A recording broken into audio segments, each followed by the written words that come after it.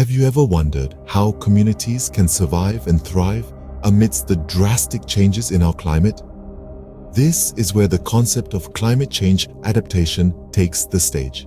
It's like a dance choreography, meticulously designed to keep in step with the ever-changing rhythm of our climate. Climate change adaptation isn't a complex scientific term. It's a simple yet powerful idea. It's about actions and strategies that we can implement to minimize the adverse effects of changing climate patterns, while also harnessing any potential opportunities that may arise. Imagine this: you're building a house, but instead of using standard materials, you're using resilient ones, designed to withstand floods, storms, and heat waves. This is an example of building resilient infrastructure, a key aspect of a climate change adaptation. Now, picture a system that can predict extreme weather events, giving communities ample time to prepare and protect themselves. This is what we call developing early warning systems, another important component of climate change adaptation. What about water, our most precious resource? Climate change adaptation encourages us to implement water management strategies that ensure water is used wisely and efficiently and is available when and where it's needed the most. And let's not forget about our food. By promoting sustainable agricultural practices, we can continue to grow the food we need even as climate patterns shift and change. But remember, climate change adaptation isn't just about reacting to changes. It's about anticipating them, planning for them, and ultimately evolving with them. It's about making sure that our communities aren't just surviving, but thriving now and in the future. So the next time you hear about climate change adaptation, think of it as a dance. It's about learning to move with the changing rhythm of our climate instead of against it. It's about resilience, foresight, and creativity. Adapting to climate change is not just about survival, it's about future-proofing our communities. Because in this dance of life, we all have a part to play. What if we could turn our waste into wealth? An intriguing question, isn't it? But it's not just a thought experiment, it's the core principle of what we call a circular economy. In a world where our resources are finite, the concept of a circular economy offers a ray of hope. It's an economic model that emphasizes the need to minimize waste and maximize the use of resources. It's about moving away from the traditional take, make, dispose linear model and embracing a system that promotes the reuse, recycling, and regeneration of products and materials. Just imagine a world where every product is designed for durability, where every piece of packaging has a second life, where nothing goes to waste. That's the world a circular economy envisions. For instance, consider the humble mobile phone. In a circular economy, we wouldn't just throw our old phones away when we're done with them. Instead, they would be designed to be easily disassembled so that their components can be reused or recycled. The gold, silver, and copper inside could be extracted and used to create new phones, reducing the need for mining and conserving precious resources. And it's not just about recycling. A circular economy also encourages us to change our consumption patterns. It promotes renting instead of buying, sharing instead of owning, repairing instead of replacing. It's about making the most of what we have, instead of always seeking more. But a circular economy doesn't just benefit the environment. It also opens up new business opportunities and can drive economic growth. Companies that adopt circular principles can save on material costs, innovate their product offerings, and meet the growing consumer demand for sustainable products. In essence, a circular economy is about more than reducing waste. It's about rethinking our relationship with resources.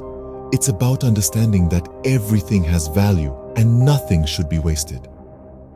It's about creating a system that is restorative and regenerative by design, a system that can provide for all within the limits of our planet. It's about turning our waste into wealth. How can we equip individuals and communities with the skills they need to tackle climate change and achieve sustainability? This is a question that drives the concept of capacity development. Capacity development is about enhancing the abilities of individuals, organizations, and communities to effectively address environmental challenges and achieve sustainable development goals. It's like arming ourselves with the right tools and strategies to build a future where we can thrive alongside nature rather than at its expense. Let's delve into it with some examples. Imagine a local community that's been hit hard by a shift in weather patterns, resulting in unpredictable seasons and crop failures. Here, a training program might be initiated to teach sustainable farming practices, such as crop rotation or organic farming. These practices not only help in adapting to changing climates, but also contribute to the health of the soil and the environment. Next, consider educational initiatives on climate change. Perhaps a series of workshops are conducted in schools and universities where students learn about the causes and effects of climate change, the importance of renewable energy, and how individual actions can make a difference. This knowledge can inspire the next generation to innovate and lead the charge towards a sustainable future. And then there's capacity building for policymakers. These are the individuals who can enact wide-reaching changes through legislation. Workshops and seminars can help them understand the nuances of climate science, the socio-economic impacts of climate change, and the benefits of green policies. This knowledge can guide them in formulating policies that promote sustainable development, renewable energy, and climate resilience. But capacity development is not just about imparting knowledge. It's about fostering a sense of responsibility, a desire to act. It's about empowering individuals, communities, and organizations to take charge of their future, to make decisions that are not just beneficial in the short term, but sustainable in the long run. Capacity development is not just about imparting knowledge, it's about empowering change. Together, let's build capacities for a sustainable future. Can economic growth and environmental sustainability coexist? This question might have puzzled many, but the answer lies in a concept called green growth strategy development. So, what is green growth strategy development? It's the idea of fostering economic growth while minimizing environmental impact. It's about creating policies that balance economic development with ecological sustainability. Now, you may wonder, how can this balance be achieved? Let's delve into a few examples. Consider the realm of energy. Traditional forms of energy like coal and oil have powered our world for decades, but they come at a high environmental cost. On the other hand, renewable energy sources such as wind, solar, and hydropower offer a cleaner, more sustainable alternative. By investing in these renewable technologies, we can drive economic growth and job creation while reducing our carbon footprint. Next, let's talk about energy efficiency. It's not just about producing energy in a greener way. It's also about using it more efficiently. Just imagine, if we could do more with less energy, we would save resources and money while reducing greenhouse gas emissions. So, promoting energy-efficient buildings, transportation, and industries can be a significant part of green growth strategies. Lastly, think about the role of businesses in this equation. Businesses are key players in driving economic growth, but they can also be significant contributors to environmental degradation if their operations are not sustainable. So, by incentivizing sustainable business practices, we can encourage companies to operate in a way that benefits both the economy and the environment. This could include measures like offering tax breaks for businesses that reduce their emissions or waste, or providing funding for innovation in sustainable technologies. So, you see, green growth is not just about choosing between the economy and the environment. It's about finding ways to make them work together. It's about realizing that our economic prosperity and environmental health are not mutually exclusive, but rather they are interdependent. Green growth is not just a strategy, it's a commitment to a sustainable future. How can countries make a bigger impact in their fight against climate change?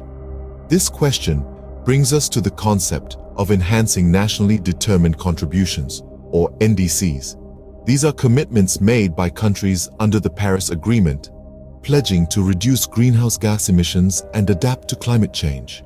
But what does enhancing these NDCs entail?